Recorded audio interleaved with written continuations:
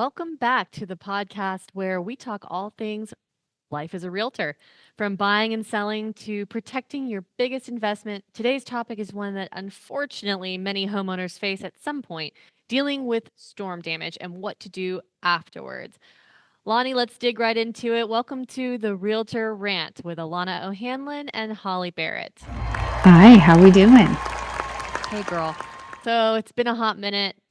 We're kind of getting back on the horse here with this podcast. Yeah, we are. You've had crazy storm situation going on, and I've just been trying to move into this house, and I'm sitting in it right now, so it's just like a blank wall behind me, but we're in the process of moving in. So yeah, life's been crazy for us, right? Yeah, we've been going through a lot. My area in Tampa Bay, Florida was hit with Hurricane Helene, devastated our beaches in Pinellas County, the St. Pete Clearwater area. And then we had terrible wind damage from Milton, which was not even 2 weeks after Helene. So lots of devastation in our area, and we're just rebuilding and picking the pieces back up, really. Have you been out to the beach lately? Yeah, I was actually out there today. Mhm. How's it look? The first time I went out there, which was probably a week after Helene, because the beaches were completely closed off to anybody that was non-residents, and for 4 days after the storm, nobody could even get to the beaches. So the first time I went out to the beach, it was really hard. It looked like a bomb had gone off. I actually cried driving down Gulf Boulevard for the first time. I have a bunch of footage and of it. It was really hard. Just everybody's belongings piled up house high. Sand covering the streets. Our beaches had been just completely pushed up to, the main road. So really, really devastating. And then, Pinellas County is a little peninsula off the central west coast of Florida. So all the Bayside area homes were flooded as well. So literally just around the entire peninsula was just decimated from water. So crazy. And I've been here since 95, and Milton was the first storm I ever left for because we stayed for Milton. And as you know, our house flooded. We were in the house when it flooded. So, yeah, the storm surge, we've heard it for, ever, and it's never affected us. But man, is it real? And it is ferocious. And Helene is the one that did not hit you head on or anything, but it actually caused the most damage, right? Yes, the eye of the storm was actually 130 miles off our coast, and still we had storm surges of 12 feet in some areas. Yeah.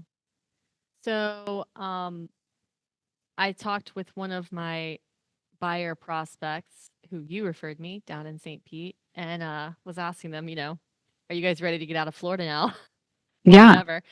And he said, yeah, but at the same time, he's kind of like, where do we go? 'Cause, with what happened in Asheville, it's like, well, I mean, are there any guarantees that wherever we go isn't going to have some sort of crazy weather disaster?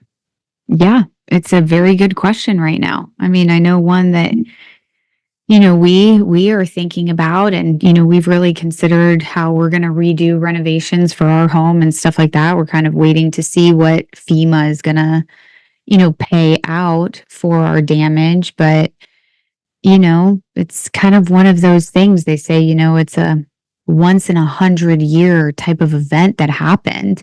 The last one that hit our area was actually in the late 20s, early 30s, and it actually was what created the pass at John's Pass. Treasure Island and Madeira Beach used to be connected, and the storm caused that path and canalway, about 100 years ago. So you'd like to think it's 100 years. The storms are getting bigger and stronger because the depth of the water in the Gulf and the Atlantic is much warmer than it used to be. So time will tell. Right. Well, Asheville's storm was a once in a maybe 1,000 years, so Yeah. maybe they they might it still might be a little safer, I don't know. Who knows? That Um, Helene was just, I mean, man, incredible storm. Crazy. It was just so massive, like, Mhm. the span of it. So, tell us a little bit about what's going on, though, with your house, like, you and my cousins, and I got aunts and uncles, and we have friends. I mean, so many of you guys there had really significant flooding, um, and it's kind of like you hear it and you're like, "Okay, flooding." I don't know. I mean, it kinda sounds bad, but it's kinda like, okay, I think that'll be fine." But when you see it, like, when I saw the pictures of your house that I know so well, so bare, like it was a construction, like, completely bare. You could see the inside of the walls, and you're just like, "Wow." I mean, it's like you're starting from scratch again. Yeah, you really are. I mean, as the water came in from, like, multiple rooms in the house, at some point, I knew we just all had to get upstairs. Luckily, we live in a tri-level home, so we were able to escape to the 2nd and 3rd level of our house. Um, but the power of the water and how it just picks things up and moves them. It looked like after the water had receded that our house had been, like, completely ransacked. And because it's salt water, the salt water is so invasive and so intrusive, you have to cut out drywall 4 feet. You gotta get rid of the insulation. I mean, we're in Florida with the heat and humidity. You have to mediate all that immediately or you will get mold, and I'm not talking in a week or in a month, I'm talking within a matter of days. Wow. Jeez. So that is always step one is just to get all the drywall, all the insulation, and get your wood that you have for your framing as clean as possible, as dry as possible, as quickly as possible. Now, you hired contractors to come and strip it all apart, right? Well, you gotta remember, Corey, my husband's a general contractor, and we actually were renovating master my primary bathroom. So they were already working at the house and Corey had pulled them off another job. So it just the timing worked out well for us because they were already working daily at our house anyways. So yes, but he would have had them come and pull out the drywall anyways. I mean, thank God we have, our own contractors because I think they're charging like $15 a foot to remove and then replace drywall. So just for my neighbors to remediate drywall with a drywall company, it was like 22 grand So for a 2,000 square foot home. if you have to do that within days, you saying you have to do that within days to avoid mold? Oh yeah. Oh yeah. So then, like, if someone doesn't have 22 grand laying around, what are they going to do? A lot of people did it themselves or had friends, church, family members, communities came and helped. There were some people that left it. Yeah. Don't recommend that. Oh, Um, because then it gets into your ductwork, your AC, how far does it go up your framing? I mean, it really mold grows so fast in Florida. wow. So, given that I'm thinking about a lot of senior citizens that are on limited funds and have already been feeling like, the pinch of inflation and also just the rising costs of insurance and property taxes and all of the above in Florida and elsewhere.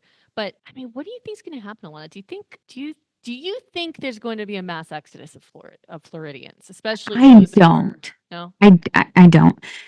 What I'm seeing down on my beaches is a lot of these old timers that have lived in their single story home for decades are cashing out. They're selling it as is. They're going to be tear downs and investors are buying them up and they're going to build beautiful mansions on these lots, very similar to what they did down in Fort Myers after Fort Myers was hit with Ian. So that's what we're seeing. I think we're going to see a huge influx of those type of properties hit the market. The ones that have gotten out quickly are going to have done well, selling their, less than a fifth of an acre for, 750,000 up to $1 million. I think you're going to see that number drop as more and more continue to come on the market. And you're going to have the people that have lived there, bought the property for 50, 100,000, 40, 50 years ago. And they're like, we just want out. So we'll take our $500,000 and be done with it. We don't want to, wait to get top dollar. Well, let's talk about a little bit more about the aftermath and what people can do. You said step one, you've got to get the moisture out, obviously. So Yeah. whatever that entails, dry it out, strip it, etc. Like, when do you call FEMA and when do you call insurance? Yeah, and I would say, most people have already done that, but immediately. Okay. Immediately after a storm, you want to call FEMA because basically, I mean, it's an order of, get in line and wait. So the sooner you get your call in, the sooner the insurance adjuster can come out and start putting their report together for FEMA to review. And when you call FEMA, how long did you call FEMA? I did. How long did you have to wait on the phone? Not long, actually. I was probably on hold 20 minutes, and it took maybe another 15, 20 minutes for them to take all of our information. Okay. So it wasn't long.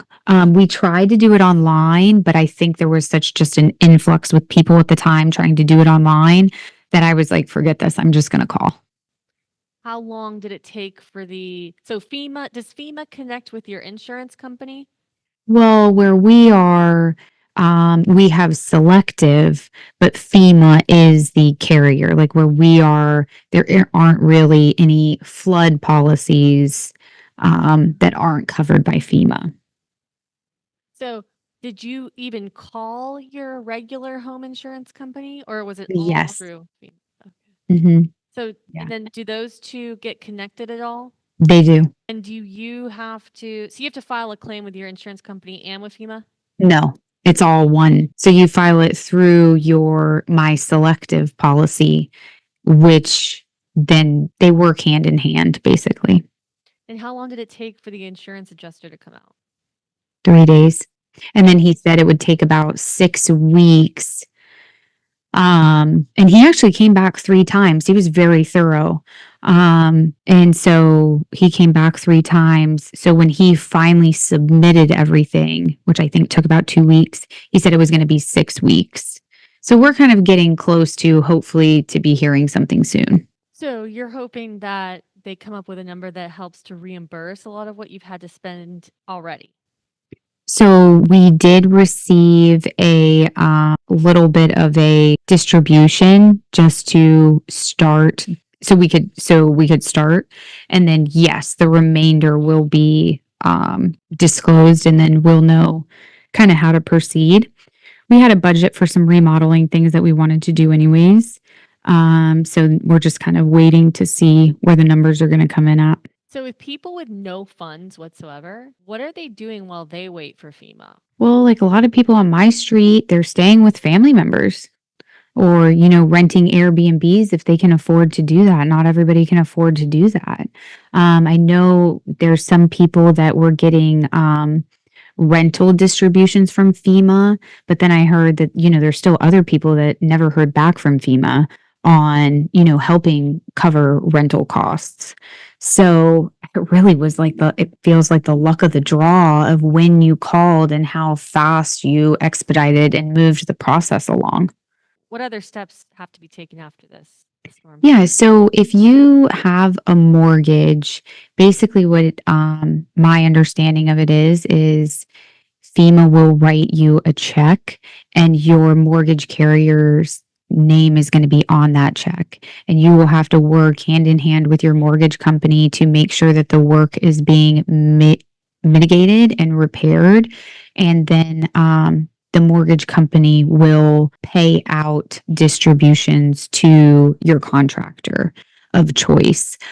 Some mortgage companies might make you use a preferred contractor, but with how many people have had devastation, they're pretty much allowing people to use who they want. I would say another important aspect that we're kind of waiting for is if we don't feel like we're getting enough to cover what it will cost to remediate and get our house back to pre-storm status, then what we're going to do is we're going to hire a private adjuster to come out and assess the property. And then we'll have to go back and forth with FEMA. So, and then you hire the private public adjuster, and they kind of do that fighting or bidding on your behalf with the insurance company until you can come to terms.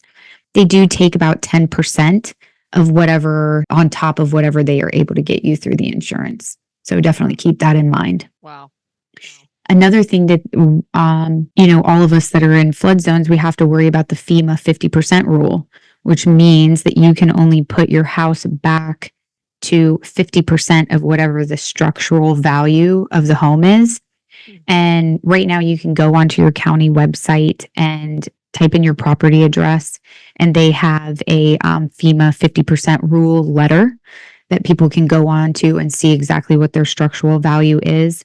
I will say that if you've owned your home for a long period of time and your structural value is much less because you've owned it for a long time, I would get a private appraiser out to privately appraise the property and then have the county or the city update it so that you're at market value for your structure. When it comes to listing a home after this kind of damage, one thing that comes to mind is I know people are apprehensive about disclosing flood damage and things like that. No, disclose, disclose, disclose. Do you think that it will hurt them? I mean, especially considering. No, there's so many sharks in the water right now. All right. And there's so many homes that have experienced the flooding that shouldn't hurt. And if you're not desperate and you can hold out, don't let these investors come in and take advantage of you and give your property away. Okay. It's your, biggest financial asset. That's what I'm, advising clients. Are there a lot of people though that they financially just have to sell it? Some people are underwater and they can't sell it. Do you think you'll see more short sales there? Now, could you even do a short sale on a home that has a big claim on it like this? Like if the home had a big insurance claim? You can start the process and certainly try. Do you think? But again, I think that makes the process even longer because now you have the insurance claim over the property on top of the short sale. Do you think you'll see more short sales and foreclosures in the coming year? I think it's likely. Especially people that bought in certain communities, areas that are known to flood, but because of the craze going on in half of 2020 all the way to basically mid 2022, where people were paying $50,000, $80,000, $100,000 over ask. Yeah, I think a lot of those people are going to be in trouble now, especially with how much their flood policies are expected to increase. Are you worried about that? I'm interested to see where our policy renews in April. So yeah, I'm going to expect it to probably double. Do you know how much offhand, how much? So we pay roughly like $3,500 annually. That's just for the flood, That's just flood. So potentially $6,000 a year just for flood. Mm-hmm. Some of my neighbors in the single story homes, they already pay $5,000, $6,000. That's going to be the biggest thing. I think there's going to be an exodus because of the affordability of Florida. Right. But I think big money is just going to come right back in. Do you think that a lot of Floridians who are in the lower socioeconomic kind of bracket are going to be forced to move either to the central Florida, away from the coast, or thinking about, moving to the Appalachians or wherever, like heading north? Do you think that will be more of a trend because of the storms? I am hearing elderly people more. So just feel like I'm just tired of it. I'm just over it. I'm just ready for a different way of life. I'm tired of going through 6 months of the year of, wondering when the next storm is, where it's going to come, where it's going to hit. I mean, Pinellas County has been so blessed for like the last 100 years to never have a direct hit. It's definitely shaken some people up.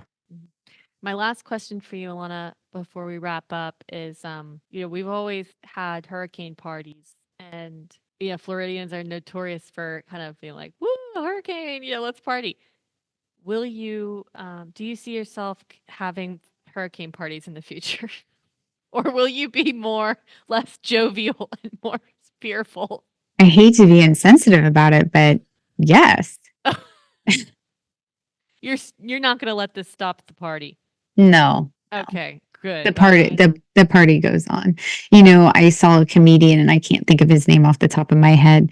He said Floridians are the strongest type of people and we are in an abusive relationship with the weather because it's, oh yeah, everything's great, everything's great. Oh, the hurricanes come and beat you up a little bit and they'll abuse you, but other than that, when it's great, it's great.